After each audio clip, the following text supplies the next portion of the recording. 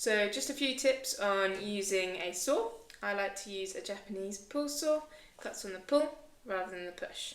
And for that reason, I'm going to put my work beyond the stop rather than before it, because I'm going to be cutting and it will be pulled towards me.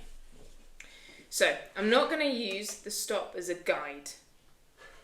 The stop is just the stop, and I'm going to make sure the line I'm cutting to is away from the stop. I'm going to hold the saw with my forefinger pointed forwards, which just helps with any twist, and I'm going to use my left hand to guide the saw into place. I'm going to start with a few strokes away from me, just to give me a nice valley to sit the saw in, and then I can saw.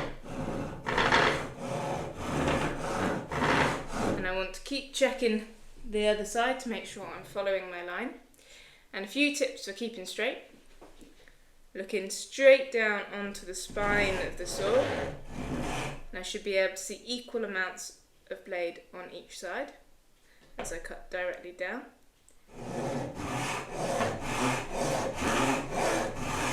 I can also use the blade as a mirror and check to see if the edge of the work is continuing.